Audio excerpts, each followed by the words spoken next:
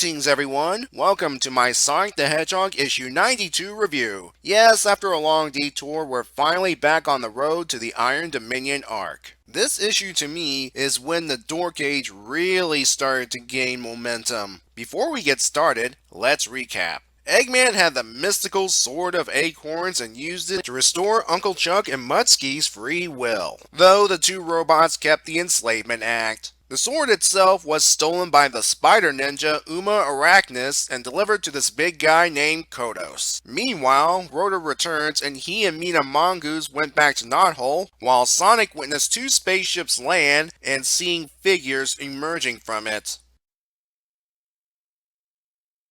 The issue begins with this figure trekking across the desert wasteland. His destination, Robotropolis. Speaking of, we see Eggman inside the city, angry that he lost the Sword of Acorns, not to mention his goggles. But he claims he's going to use the situation to his advantage since Sonic doesn't know he lost the sword. This brings us to Sonic himself. He's seeing Overlanders emerging from the ships. Overlanders, for the record, are the humanoid inhabitants of Mobius. So why did they come from space? That's something for another time. Anyway, the Overlanders are getting their bearings when this blonde girl spots Sonic. To further complicate matters, a damaged Combot appears. Sonic, being the hero, destroys the robot and saves this old woman. Meanwhile in Knothole, good old Skunk Boy is investigating the Sword of Acorn's disappearance. Mina's odd behavior has labeled her as the #1 suspect. Eggman monitors Sonic and the Overlanders until he recognizes one of them as his brother Colin. Oh, I'm sorry,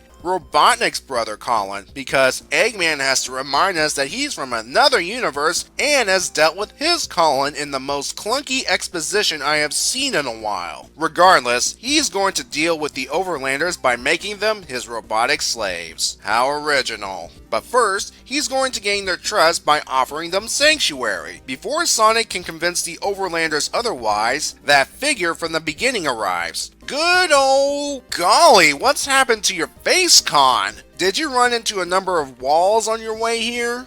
Anyway, Monkey Kong's presence will complicate matters. But first, back to the missing sword subplot. Dinky tries to force a confession out of Mina, but Hershey here decides to use the old Sonic won't get in trouble if you talk method. And like that, Mina sings like a canary. Back to the main tale, I guess. Monkey Kong's here because he wants revenge against Eggman for burning down his village and roboticizing everyone. Understandable. However, as Sonic tries to point out, the Overlanders, whom Kong wants to also hurt, are innocent, and Kong doesn't care. Back in Knothole, Rotor and Tails reunite, and Sally reconnects with her mother, specifically telling her everything that's happened involving Robotnik. Now back to the main thread. Again, Eggman takes advantage of the Sonic and Monkey Kong fight to lure the Overlanders into his city under the pretense that they'll be safe. As soon as all the Overlanders are inside the city, Eggman raises the shield, keeping Sonic and Monkey Kong out. Monkey Kong here is still deluded enough to try and attack Eggman,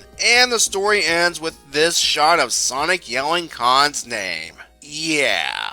Our backup story today is surprisingly not another chapter of the ongoing Knuckles saga. Instead, it begins with Sonic being chased by a train. Once Sonic enters a tunnel, the train disappears, and he's suddenly in front of this green gem. Then Tails, Amy, and Knuckles appear. Sonic wonders what's going on when this being appears. Her name's Lumina, and she sent a distress call which Sonic subconsciously answered. She introduces him to the Precious Stone, a gem weaved out of the hopes and dreams of various people and the gateway to Imaginary World, which is in danger because of this being, whose name is Void. Void's been draining the power from the Precious Stone, which in turn is destroying Imaginary Land, or World, or whatever you want to call this place. Lumina gives Sonic a bracelet because he's the champion, I guess. Sonic touches the Precious Stone at Lumina's request, and it shatters. The story ends with Sonic waking up to find Lumina in his room, and a portal to Imaginary Land open, and Sonic's friends waiting inside.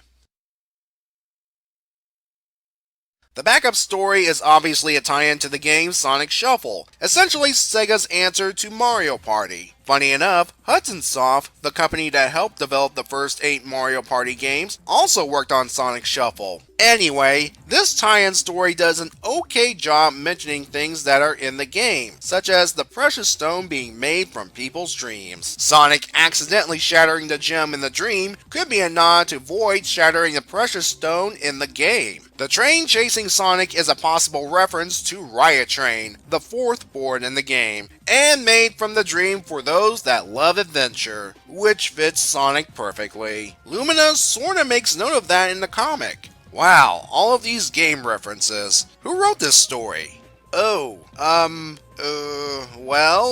Credit where it's due, I guess. As a story that leads into a party game, I'm giving it a 4. Had Ron Lim not penciled the story, it would have been a 5. Average at best. This story could also be seen as a prelude to those 5-page game ad stories we'll see later in the comics run.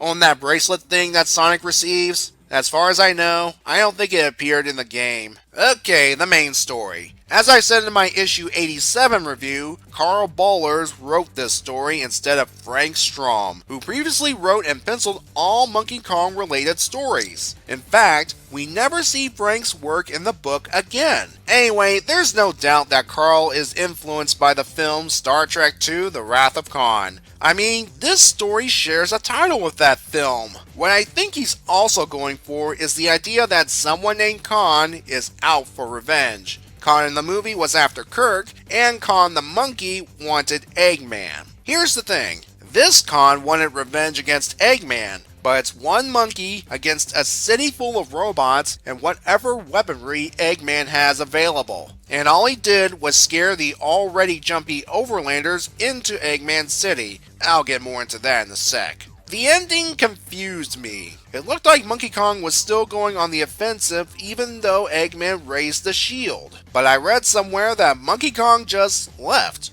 Given that this plot thread is gone in the next issue, I believe it. Though it would be nice if the issue itself would clarify this. Besides, having Monkey Kong hang around with Sonic and his friends for a while? That's ridiculous. The story establishes that Overlanders were in those 2 ships. As I said earlier, they're native to Mobius, and the reason why they were in space will be answered at a later point. But here's the thing, why should I care about them? Past issues explain that this is the race that went to war against the Mobians. Okay, sure, they were in space and they probably don't know about the whole Robotnik thing, but they still have a fear of Mobians, as you can see throughout the story. Even knowing that Eggman will screw them over eventually, I'm sorry, I'm not feeling anything for them. Actually, scratch that. I hope nothing happens to this girl here, and her name, by the way, is Hope. The other plot threads in Knothole illustrate something which I think is the problem with these stories written by Carl and Ken during the Dork Age. There's little to no fun.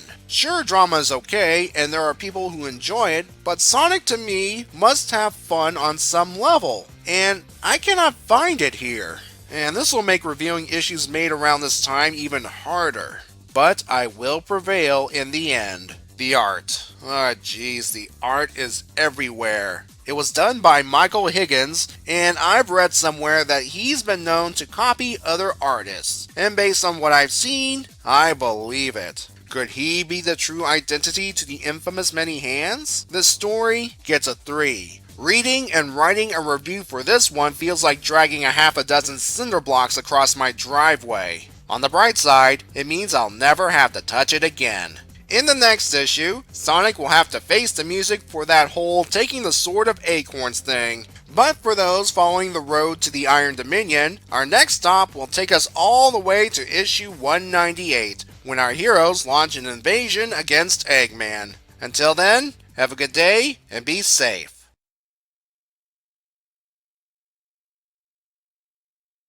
Well, I see Sonic's graduated from the William Shatner School of Acting.